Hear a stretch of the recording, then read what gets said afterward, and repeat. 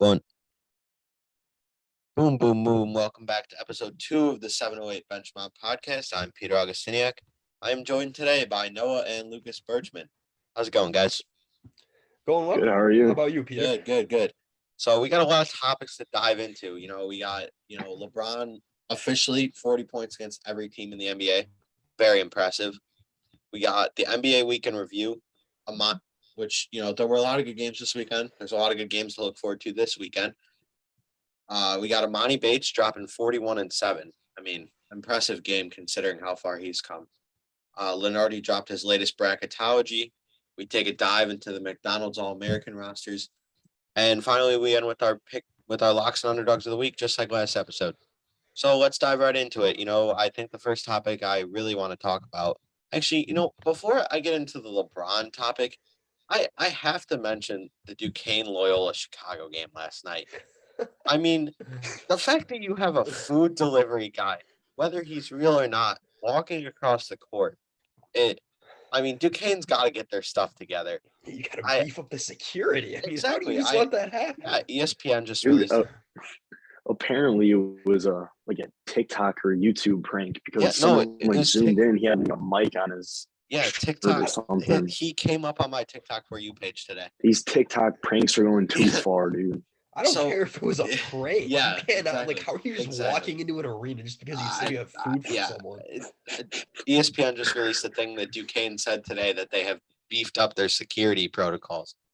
I say to that, I would sure hope so, because the fact that you're just letting anybody, any Joe Schmo off the street walk onto your court. If you look in the video, you could hear the players yelling at him, like, get out of the way, because this guy's just in the middle of the court. But anyways, I had to bring that up to start the episode. But diving right into it, LeBron scoring 40 points against every team in the league. I want to say it's him and Kobe that are the only two to ever do that. Yeah, which is really impressive. Does that make him the GOAT? I personally, obviously I'm a little biased. Maybe we all are being Bulls fans, but I think until LeBron gets the MVP award named after him, I think you have to stick with MJ as the GOAT. But him scoring 40 points against every team definitely opens up the argument. So I'm going to open up the floor to either one of you guys and see what you have to say. Yeah, it's impressive, and not taking anything away from LeBron, but obviously, like you said, we're probably a little biased being from Chicago and growing up around like the whole MJ being the GOAT stigma. It's definitely impressive, but you look and say he's been playing for a long time and much longer than MJ, and that in its own right can be taken as something by saying longevity, and he's still playing at this high level, which is great. But he's been in the league much longer than MJ, so I'll say that. Yeah, I agree with most of those points, honestly. But the one thing is it comes down, and it's impressive what LeBron's done, and I'm not trying to take anything away from that. But until you win those finals that MJ has, and MJ, we're just talking about, has played so much, or LeBron has played so much longer than MJ, and the fact that MJ has more championships than him. So, scoring is just something that it's super prevalent in the league now. But, yeah, no, it's a great achievement, but I don't think I'm ready to call him the GOAT yet. Yeah, I think you got to look at the fact that MJ was 6 for 6 in the NBA Finals. Every time he went, he didn't lose. Two three-peats. And I think that the game has changed a lot, where in the fact that when MJ played in the late 80s and into the 90s, which obviously none of us grew up with, but that's besides the point. I think you have to look at the fact that the game was very different then. It wasn't all about scoring. Guys actually played defense. Now you got guys like James Harden doing their swipe at the ball on a fast break. There's no defense in the NBA. Joke. There's been hard to watch. There's been 15 different guys that have had 50-point games this year. Yeah, that's unheard of. Free throws and everything like that. It is. I just remember watching Donovan Mitchell score 70 points.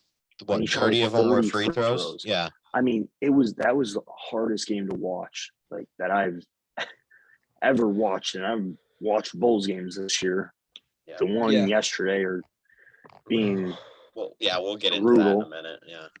But I do I don't want to know. say, officiating has definitely been the way you say the way fouls are Oh, called. Yeah, the NBA is And soft. it's just The I'm NBA not gonna is, I'm not gonna say like, oh, I'm not gonna be one of those people that sounds like an old head when I say, oh they're like, I'm not gonna say that Back it in was my so day. much harder. Yeah, I'm not gonna say it was so much harder than the 90s, but scoring is definitely much easier nowadays. So Oh, I think absolutely. that is important to point out. So scoring cannot be the end all be all. I'm going to sit here, and this may be a controversial point. LeBron is soft, in my opinion. I think if you stick LeBron back in the 90s, I don't think he does what he's doing right now. You look at his consistency.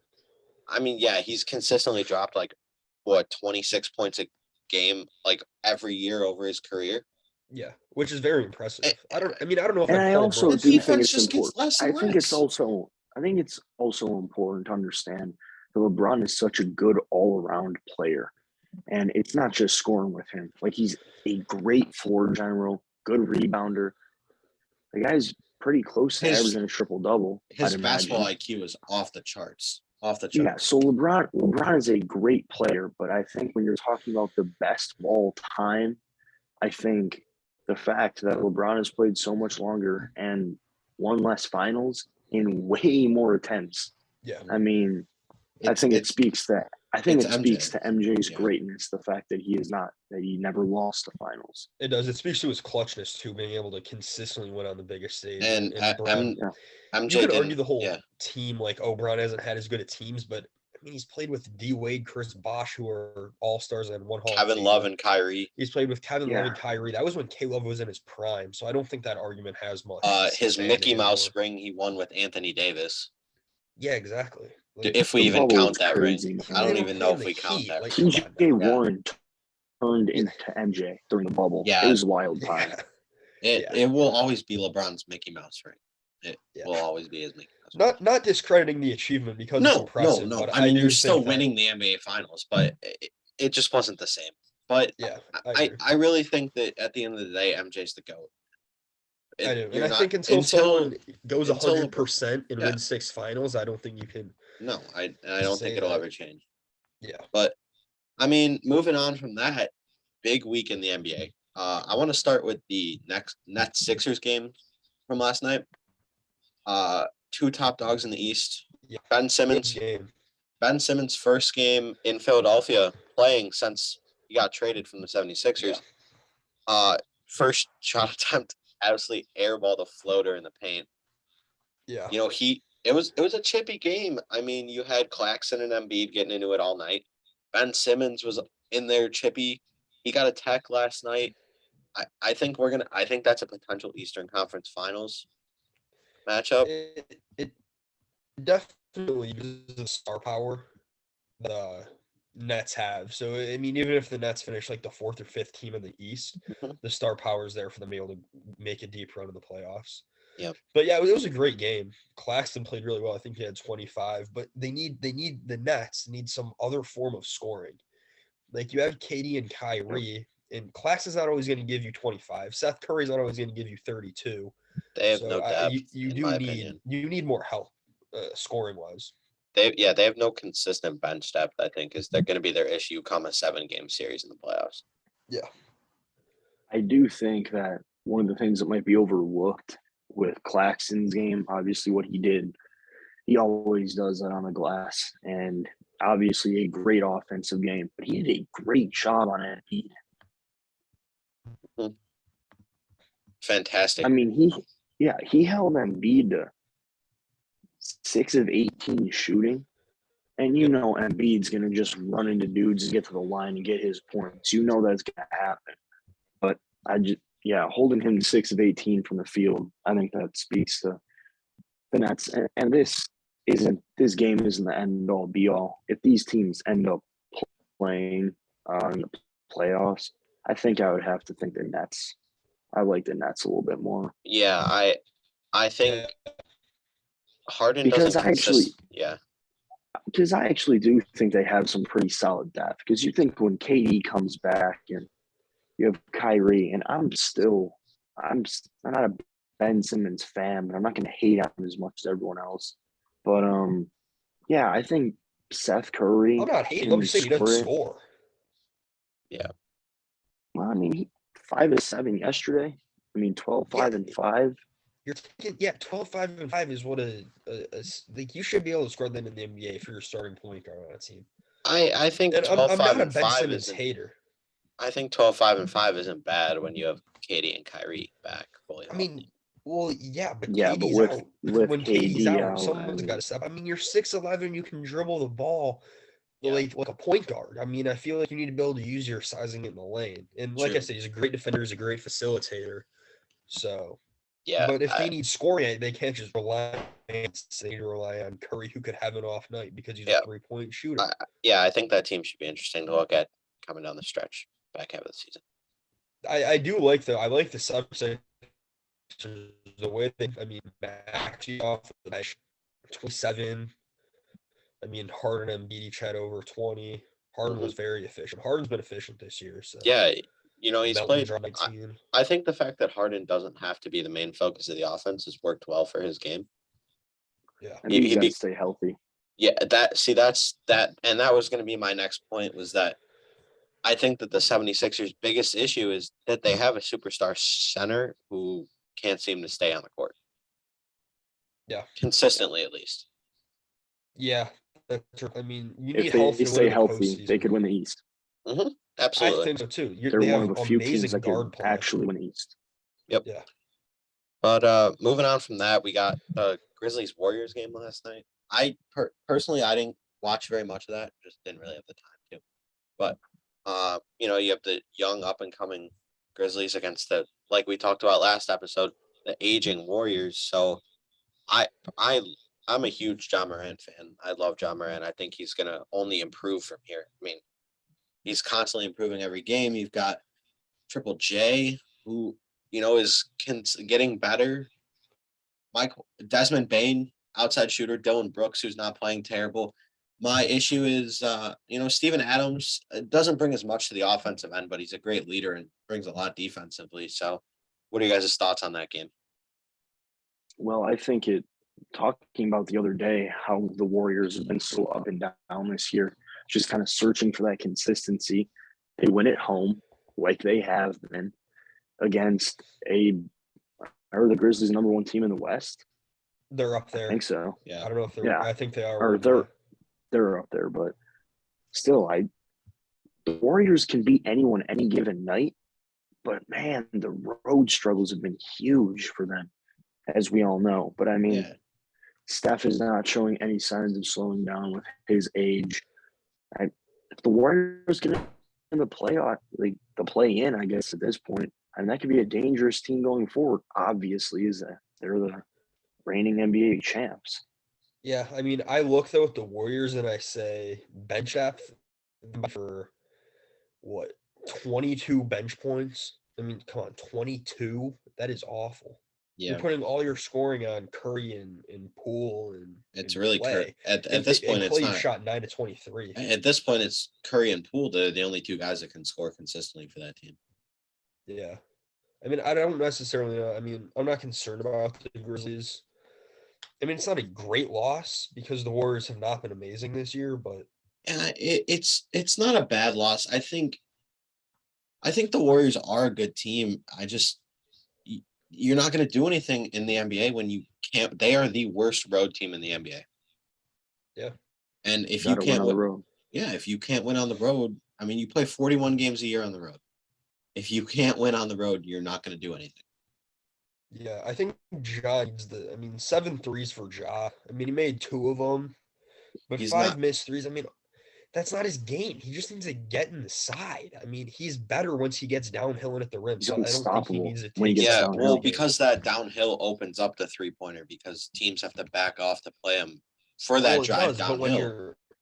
But when you're from deep and you lose by 2 points, let's say the loss is on Ja. He had a great game, but it's not. But you make one of those threes, it's completely different. Yeah, hindsight's 2020. But yeah, you're right.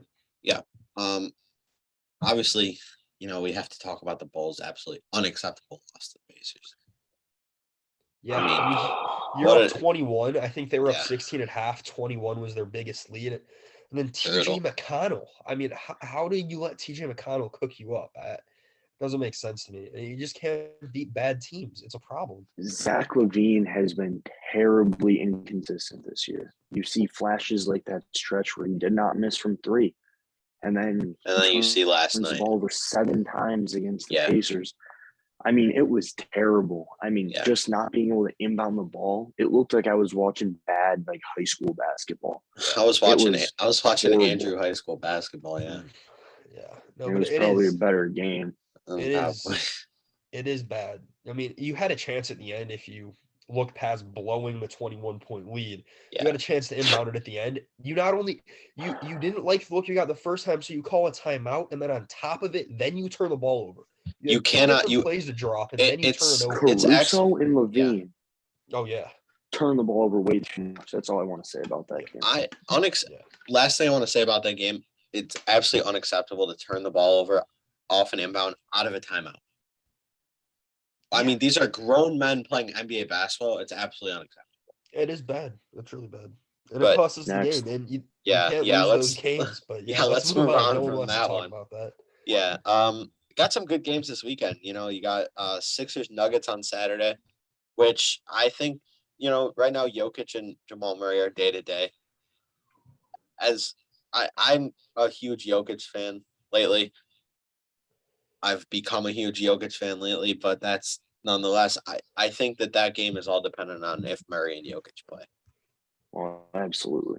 Yeah. If they don't play, the Sixers win that game easily. Well, yeah. I mean, look at last night. The Nuggets just lost last night to. What did they lose to? They just played last night. Yeah. Yeah, they lost to the Bucks. Yeah, they lost to the Bucks by 8 last night without Jokic or Murray.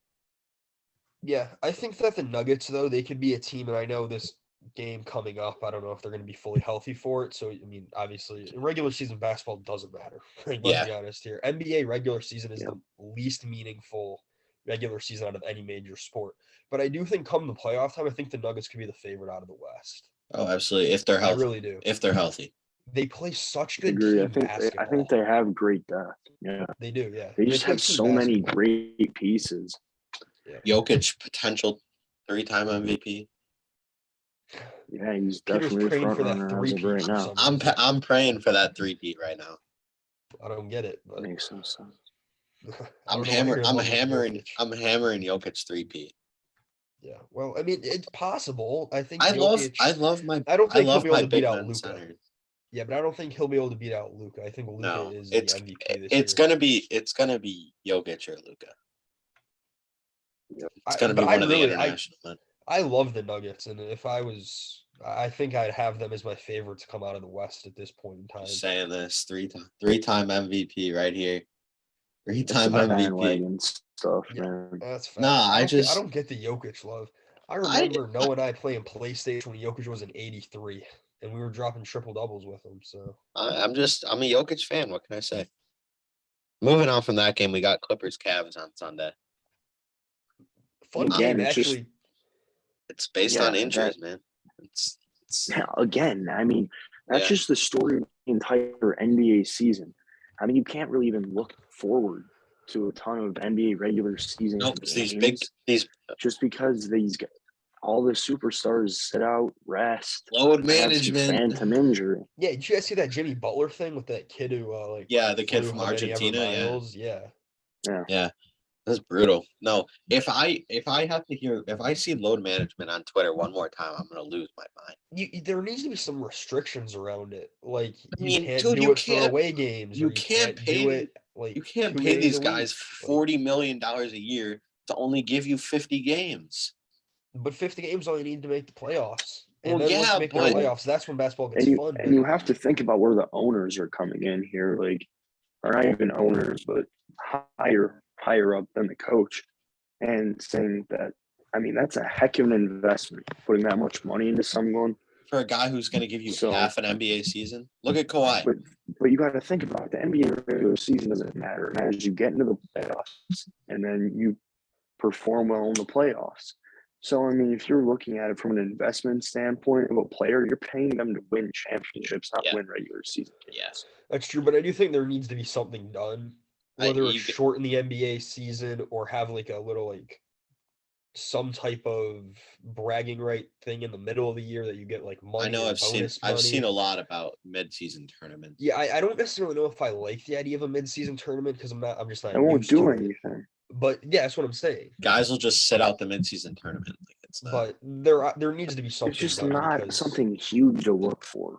because No. I'll say it. If there's a big NBA game on, I'm not gonna watch it. I only watch the Bulls Yeah, because the Bulls are my team, and I'm not gonna sit there and watch the sixth man for every team have to score 30 because the best players on the floor aren't playing. yeah, I'm not. I'm gonna like. I'd say like 3-4 years ago. You used to watch the like Saturday night on TNT games. Like you'd get excited for those Yeah, or like those Sunday afternoon games. I would love those games. those but Sunday just aren't there afternoon. Or anymore. every time I'd be off for MLK Day, I'd sit down and watch the NBA games. So it'd be on ESPN. Yeah, I'd watch the yeah. Chicago Memphis game every year on ESPN Yeah. on Martin Luther King Day. Now I don't care if it's not a Bulls game. I just don't care. I completely agree. And something needs to be done about it because the NBA, I mean, I love basketball. And I think that the NBA is the highest level of basketball in the world. So Yeah. there needs to be something done to make the regular season better. Yeah, I don't know. I don't know what you do there, but I think arguably the biggest sports news in the past couple of days is EMONI BATES dropping 41-7. That's a Potential crazy game. potential game of the year. I mean, you have a guy that goes from Memphis. Well, originally a Michigan State commit, then goes to Memphis, then transfers back home to Eastern Michigan, then gets his, gun charges. And then look at him now. He's dropping 41-7 and he's playing really well. I mean, does that increase it? What does that do draft stock wise? Yeah, I Well, think I mean, it's got to move you up, but I just think off the court issues and locker room issues really are looming over his draft stock. Yeah. And I think that's going to hurt him. But he's a good basketball player. He scored, 29 straight at point in that game. So, Yeah, he scored 29 in the first half of that game, which is, yeah, I mean, that's insane. And I mean, I watched the clips of him scoring. I'm not trying to be a hater or anything, but it's just horrible shot selection. And I get that he's a difficult shot maker. He's 6'10", hits the fadeaways, uses his height to get a shot over people. I understand that, but there wasn't a ton of getting to the rim. I mean, no. every NBA GM has to love seeing a 6'10" guy shoot and handle the ball. So, I mean, I do think it really did improve his draft stock, but yeah, the locker room questions and off the court issues. Yeah, I don't really know if you can put your faith in that guy. On the court, it's like, can he play off of the ball? Because when you get drafted into the league, you're not being the primary ball handler day one unless Yeah, you're why do you think he going went to to the Eastern Magic. Michigan? I mean, So it I could think be all him. I think you look at you're what he right. did at Memphis, when you had Jalen Duren there, and he didn't do It was much. bad. I mean, he didn't play much because he was a reclass, and reclassing never works. It literally I, never. I, I I know, like, don't Andrew understand why Wiggins guys did it. Yeah, but I just don't understand why guys reclass. post like 2016 or post 2017, I've never seen a good reclass. Yeah, exactly. And obviously, I mean, that win put Eastern Michigan on the radar a little bit more, and people start talking about them as a potential Cinderella or upset, a team that could pull off an upset. And I don't get that at all. I think when you have all of your production coming from one guy, you get a high level team. I just don't see it. Again, I I think he's great. Yeah. But I think like- there's just nothing else other than him there. I mean, when you score like Noah 29 straight Farrakhan? points, Yeah, pretty much. I That's I literally think what their team is, though. I think the NIL adds a big piece to that. And Yeah, I have to go back to our NIL discussion from last week because speaking of Memphis, we talked about Puma with Mikey Williams. The only relevant university in the entire country. And from a sports standpoint, they're really not relevant at all. Is Boston University is the only school in the United States sponsored by Puma. Boston University. Yeah. No disrespect to any Boston University listeners, but I've never once heard of you or watched any of your sports. Hey, if we want to talk They're about good at college, hockey. yeah, I was gonna say I'm if we sure. want I'm to talk sure they're about good at college hockey. I'm sure they're good at hockey. but I mean, you want to talk about an irrelevant brand in college sports, it's Puma. Yeah, but you're right though. That really does drive decisions now. So we Yeah. did talk about that on the last episode. Yeah, I had to bring up the Puma thing because I was like, they get a deal with Mikey Williams, and then he goes to a school that isn't a Puma school. Well, yeah, he's either going to Boston University Or somewhere that's not a Boston if he Puma signed with school. his Puma deal. Yeah. Yeah, but moving on from that, we got Lenardi's bracketology that he released, well, Tuesday night after we recorded our episode. Yeah. Duke Xavier potential second round matchup in his latest bracket, I think. That'd Could be And interesting. I think if Duke gets a 6-7 seed and plays a 3 or a 2 in the second round, and I think those are teams that have to be on upset alert just because they have so much talent. And I feel like even though they are a young team, that's a team that can get hot and win a few games. I mean, they definitely have the talent to do it. And I haven't Yeah. been all that impressed by Xavier this year. But I mean, they looked good They just against beat UConn UConn. last night. They did look Yeah. good against them. They started on like a 12-0 run. UConn went like 0 of 8 from the field to start the game. Yeah. But yeah, no, you're right when you say it's those like blue blood or top tier schools that are kind of like having a struggling year. Like you can say Kentucky's in there, you can say Duke, North Carolina. When, like you said, they're probably going to be around that 6, 7, 8 line, and they're going to be playing a 3-2-1 in the second round. That is when you get real upset alert. And I think that the committee is they can say all they want about being sure that we put the best teams or they should be. No, they play for matchups. They say who's going to they win do it this for game and make views. They it play happen. for Exactly. money. It's all about money at the end of the day for them. And So they want to put. I'm not necessarily disappointed in if I get to watch Alabama, North Carolina, or North No, Carolina, Kansas in the I'm second not round. either. I'm not But mad then at it. don't have the committee sit here and say that they just put the best teams where they belong, because at the end of the day, we know that's not true. But Kansas' recent struggles move them down to the 2 line. We talk about another blue blood that's sputtering as of late. You got them going into Lexington, playing at Rupp Arena on Saturday night. That could Yeah, I think could if be I a potential saw, another big game, another big win for Kentucky there. Where does that move them to? I mean, it definitely puts them more firmly in the field. But Yeah. I don't know. Kentucky, unless they do something miraculous like win out, they're going to end up in that 6 to 10 seed line. Another dangerous And, team I that's a mean, middle seed in the tournament. Yeah, I mean, to be dangerous, though, you got to show some flashes, and they definitely have against Tennessee. But I mean, they're a pretty inconsistent team. But I mean, yeah, I wouldn't want to see Kentucky in the second round if I was a No. higher seeded team. Speaking of Tennessee, But can we also talk about the fact that Lenardi moves K-State down to a 4 seed after Yeah. a loss at a top 12 team?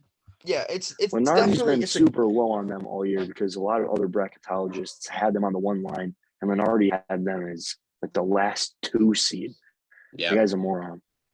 Yeah, and I'm not look. It's Andy Katz 2.0. It's not a bad Worse. loss to lose at Hilton. Obviously, it's the No, best not loss to a you can top have. 12 team. I'm not saying it's a bad loss, but if you look at metrics that are put out by KenPom or Net, they're not highly ranked. No, And not at all. for whatever reason that is, but that's what brackets are made off of. So the great wins are there. The great road wins are there. They've been a good team all year. They hung in But there with other Iowa than State. that, yeah. I'm not saying they should be on the 4 line. I'm just saying a 2 or maybe a high 3 would be more realistic just because their metrics aren't good. I think again we go back to the fact that it's just so They've early. lost 3 games. It's 2 of them the top 15 teams. I really think again we just go back to the fact that it's early. But Purdue plays Michigan tonight. Potential upset watch there. I know on the Round Ball podcast, Hunter Dickinson was talking Yeah, I crazy, saw that. I saw that talking yesterday. crazy about Zach Edey. Of course he And was. And of course, like I do, I picked Michigan to beat them and the it's upset of the possible. week. I could definitely see that. Oh, absolutely. I mean, hey, Purdue has played a lot of close games. Like every single when they play a good to mediocre team, it is a close game. Yeah. So I They mean, I've noticed a lot this year that they played down to their competition. that's why I mean, yes, they're the overall number one, but That's I why do they think can that they lose could in be March upset. pretty easily. Yeah, Their style of exactly. play too. Mm-hmm. You can't. Yeah, Their you can't style of expect play is to. not going to work in March. It just isn't. Yeah, You can't play Tried back to that the with basket Illinois. big in March. but I mean, when you have a guy that's 7'4", 7'5", maybe there's an exception. But We'll see. If We'll he's see. going to no, have, no one can defend that. I mean, but if he's going to have to run up and down the court, he's not going to play more than 20 minutes. well, yeah, that's where things get interesting when Because you it's the start issue playing of last super year. fast. He got gassed. Yeah, and they don't have an All-American coming off the bench last year like they did with Travion Williams. Yeah, but I think that a lot of these conferences are very interesting. I mean, where do you guys have the Power Six conferences kind of ranked that's thus far throughout the year? Well, I think the Big 12 is the best. I think they have Yeah. the best teams at the top. And then some people say the Big East, but I still think the Big 10 is second. And I mean the Big 12 is having a great year. But I also do think the Big 10 has, again, if you don't look at college basketball a lot, you won't see a lot of teams ranked in the top 25 there. But it's just a mess, and anyone can beat anyone on any given night. I mean, the Big 10 is a disaster. Like, one team ranked, and they're the number one team in the country, and then a ton of teams that are around 13-7, 14-6. Yeah, I mean, you look at And bracketology. any of those teams can beat any team on any given night. And Yeah. I think after that, then you can get into the Big East and the SEC. I just don't think there's as much depth in those Pac-12's at conferences. 6, if you ask me. Or ACC. Yeah. Ooh. Yeah. Ooh, the ACC. Oh, ACC's at 6. It's been bad. Pac-12's good. They got UCLA and Arizona. They got They're- Arizona State they're going to go to the five. tournament. 2 teams. But yeah, I mean, I would say back to the Big Ten speak. I mean, like you said, it's a mess in the middle, and there's only one ranked team. But then you look Yeah. at any bracketology, and they'll have 9 to 10 teams being in. So Again, like we talked about in the last episode, every year they get 9 to 10 teams in, but can the Big Ten win in March? Because yeah, they I haven't do been able to do that. I think that consensus would definitely be Big 12 number one. Then you're looking like the Big East, Big 10 around that 2 and 3 SEC spot. at 4. I'd say SEC at 4 for sure. I think that. Pac-12 and then I'd probably 5. go Pac and then ACC. ACC. ACC's in a down year, man. They got to get back to what they were. I mean, they Yeah. used to be the conference of blue bloods. Other than Virginia, they've been bad. I mean, Clemson hasn't been awful. Yeah. I think yeah, no, definitely agree there. I think the last thing I want to touch on before we get into our locks and underdogs of the week is the McDonald's I don't know how much you guys follow like high school recruits, but Not as much as you, but yeah, I've definitely not seen a some ton. stuff You about probably the McDonald's. you Yeah, probably know a little bit more about you that. know, the McDonald's All-American rosters came out this week. You know, you look at the East and you've got Xavier Booker, who's a big Michigan State commit. You have Aaron Bradshaw, who's committed to Kentucky. You have Mackenzie Mbaka, who's committed to Duke. You've got Sean Stewart, Duke, DJ Wagner, Kentucky. Then you look at the West and you've got Isaiah Collier, who's a USC commit. You got Jeremy Fears, who's a Michigan State commit. You've got Reed Shepard, who's committed to Kentucky. You've got Jared McCain. Ronnie James is in there. I think that it's going to be an interesting game. Ronnie James is the only undecided player in that game. I wanted to talk a little bit about the 3 biggest snubs for me. You know, you look at Jackson Shellstead, who's an Oregon commit, put up 38 against Bronny. Candidate for Max Preps Player of the Year. And I just think that not having him on the roster is very interesting. Mikey Williams not making the McDonald's All-American game. I think overall stats wise he doesn't do a lot, but he kind of plays for highlights, which is a little bit of my issue with him. Is that I don't know how Dude, I good. feel like that guy's been in high school for like 6 years. Yeah, exactly. Well, because you've seen Maybe his because he ball his just life changed mix. so much, but You've seen his yeah, ball his life mixtape every year on yeah. YouTube, but I just think that my only issue. A lot of people have him as the biggest snub, but my issue with him is that I don't know that he's overall a great player. He gets the flashy highlights and the dunks and the crossovers, but how good of an overall player really is he? And then I think my last guy is a Maryland commit in Deshaun Harris Smith. Recently passed 1,000 points. He plays for the nation's top team in Paul the Sixth, and he's a 6'4" guard, Big Ten commit, and electric player. Able to explosive drive to the basket type of guy. And I guess that would be my last kind of big snub from the McDonald's All American game. But again, going back to Jackson Shellstead, he's a 6'5" combo guard committed to Oregon recently. Does that change Bronny's commitment at all? We don't know. We'll have to see. McDonald's All Yeah, I American mean, game if is middle of March. So I think that Bronny will potentially commit at the McDonald's All American game. We'll have to wait and see. But that's kind of what I wanted to Super get into late there. commitment. Yeah, he's but only taken one official. yeah, that's the other Yeah. thing is why I think he'd take a super late commitment. It's the only official he has taken is Ohio State. I mean, like you said about Jackson Shellstead, who I literally don't know anything about, but that's an Oregon commit. Isaiah Yeah. Collier's an Oregon commit or a No, USC commit. USC, yeah.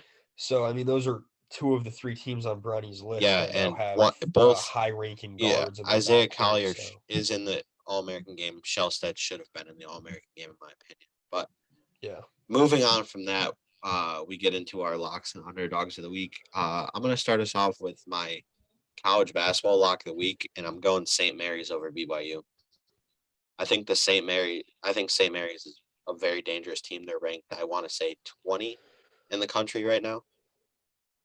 That again, another year, another time of St. Mary's and Gonzaga competing for that West Coast Conference title. I mean, it's consistently just the two of them every year. I think Yeah. my lock of the week in the NBA is the Suns over the Spurs. I mean, other than Trey Jones, the Spurs don't really have much offensively. You got Jakob Poeltl, so he's inconsistent though. He'll either give you 2 on one of 18 shooting, or he'll drop 40 points for you. So I love Jakob Poeltl. Don't get me wrong, I love the guy, but not a consistent enough scorer to beat someone like the Suns. Getting into my underdogs, this pains me to do my NBA underdog of the week, but it's the Magic over the Bulls. Can't blame you. It's take painful any as a bad team against the Bulls. it's painful for me to say as a Bulls fan, but I really like Paolo Banchero. He's gonna win Rookie of the Year in my opinion, and Yeah, I agree. I think that they're gonna come in. I think that game's in Chicago, if I'm not mistaken. Yeah, it But might be. I think they're gonna come. They're gonna come into the United Center. They're just gonna run right through the Bulls because it depends on what team the Bulls decide to put on the floor that night. Realistically, it's do the Bulls put a team that can beat the top teams in the East, or do they put a team that can't beat the Rockets? Previous knowledge would tell us they're going to put a team that can't beat the Rockets out there. Yeah. And So, then I like that underdog. yeah, my underdog in college basketball is Virginia over. Sorry, not Virginia, West Virginia over Auburn. I think Auburn lost by 20 points to Texas A&M last night. They're going to come in sputtering. They play West Virginia on Saturday as part of the Big 12 SEC Challenge, and I think that should be an interesting game. I think it's at West Virginia, which is always a tough place to play. You've got the West Virginia press defense, which is impossible. I've seen every team struggle with that. I think it should be an interesting game. I think West Virginia comes out victorious, and as a Bama fan, I will always pick against Auburn because, again, how are you going to call yourself the Auburn Tigers and then have an eagle flying around your football stadium before every game? But what do I know? But yeah, what do you guys got for locks and underdogs of the week? So I'll start in college basketball. My lock of the week is going to be K-State over Florida. I mean, they're going to want to win. It'll probably, if they win by 20, it'll probably drop them to an 8 seed in Lenardi's bracketology. So, but I mean, you can't worry about clowns like that. Yeah. It's a team you have to beat. I mean, the home games have been great this year. So I'm taking K-State over Florida. And my upset of the week, I'm going to go with DePaul over Marquette. Oh, sold out I'm going to game. go with DePaul over Marquette. DePaul's shown that they can. We know why. Yeah. And it pains me to say why. A lot of Marquette fans live in the Chicago area.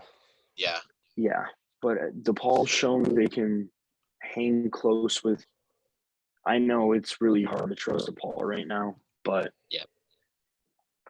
And Marquette's playing really good basketball. I just think DePaul's they're gonna rally, and I think they have a chance to win this. Yeah, I want to go back to that K-State Florida game.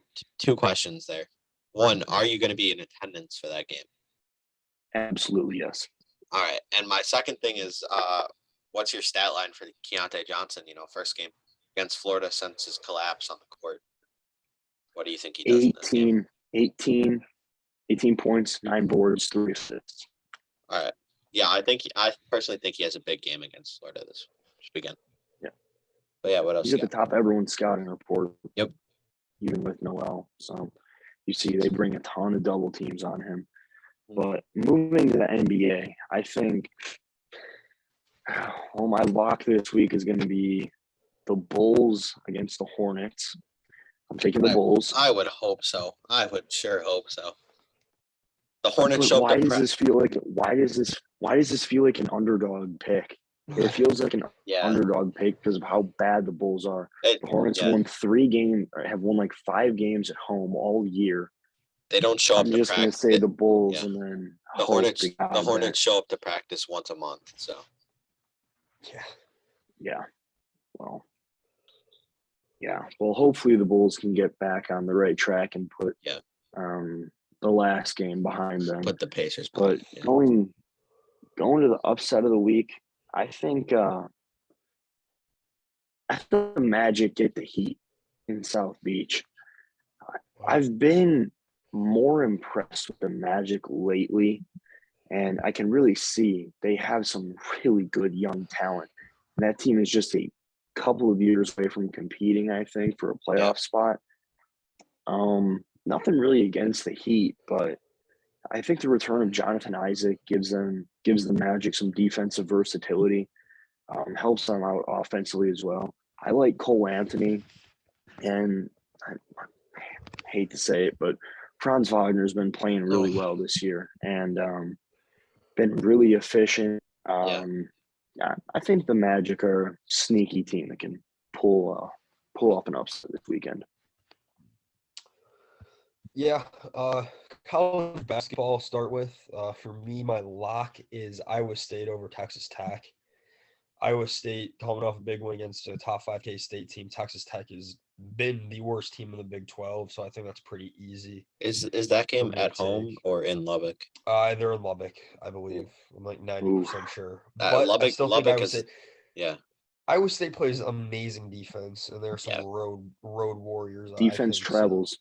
That's true. Yes, it does. Lubbock is. I will say that Lubbock is even for as bad as Texas Tech is, their fans it'll still be one of the toughest. And they have lost some. They've lost some really close games. Mm-hmm. Like I watched Texas Tech in person. Yeah. That team's not as bad as a lot of people think. Yeah, Lubbock is just a tough place to play though, so it should be an interesting game. I really like Iowa State. I think they're a really good basketball team. They play amazing defense, and Ott has brought them back after losing Tyrese Hunter unexpectedly in the offseason.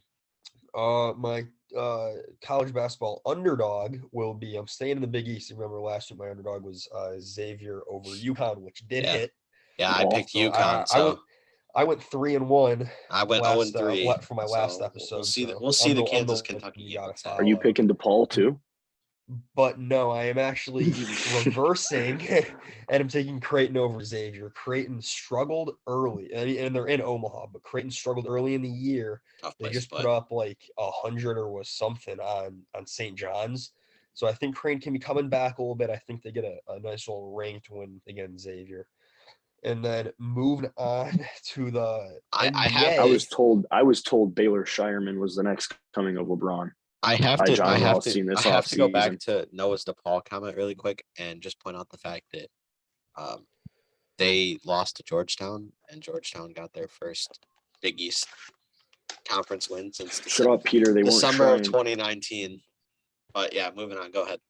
That team's so weird. I mean, not to cut you off, Luke, but I mean, that team is also ridiculously inconsistent. I mean, Yeah. you just beat Xavier at home and then you go lose to Georgetown?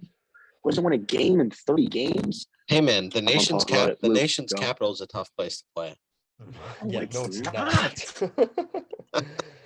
But I will move on to my NBA. My lock of the week is Pelicans over the Wizards. Wizards aren't a good basketball team. Spencer Dinwiddie said it. They don't play to win; they play to get their paychecks. So let's hope that comes to fruition. The Pelicans have been very good, so hopefully they can win. I believe they'll probably be a pretty heavy line in favor of them. So, and then my underdog might be a little interesting in Boston. I am taking the Lakers over the Celtics. I think Brown showed for the Rui big game. Hachimura is the difference in that game. And Rui Hachimura is the difference. Rui for 40. He's going to hit 6 threes. You already know he's going to lock up Jason Tatum. So, yeah, that is going to be my underdog. I know it's a little risky pick. Celtics have been the best team in the league, and the Lakers have been far from that. But I think that's a historic rivalry. Both teams will show up. And LeBron. Yeah, head to your local sports book now and book Rui Hachimura 60 points, rebounds, everything assists. you've got on the Rui Hachimura over. Yeah. I want you to take out a second mortgage on your house so that you can bet on Rui Hachimura. I said it. I am number one in the standings after our first episode. I'm 3-1 in our locks and dogs. So I said it best. Take my advice. Rui Hachimura over 40 points. Yeah. Okay. If Rui Hachimura goes over 40 points plus rebounds plus assists plus steals plus blocks, I will be shocked. I will go to a Cubs game this summer in my underwear. Hey, we gotta clip this. We cannot forget this. I am putting this in my notes. All of you watching can comment this. If Rui Hachimura does that, I will go to a Cubs game this summer in my underwear. That's how confident I am. Rui Hachimura sucks. So we're taking. With all due respect.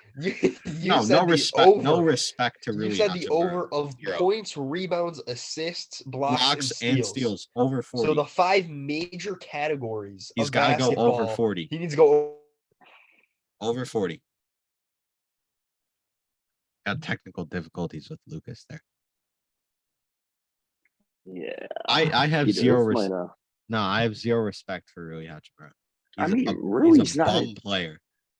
See, now I don't agree with that. I don't think he's a bum. I don't think he's a bad player even. I just think it's such a weird deal because it's not what the Lakers need. They need Peter's betting public indecency on this man being bad at his job. So I think we know where Peter stands on Rui Hachimura for some reason. I don't know why. We still do have to see if he's going to play. I don't know how long it takes. That is true. The bet could be void if he does not play. Well. I'm sure we'll come back to it some other time.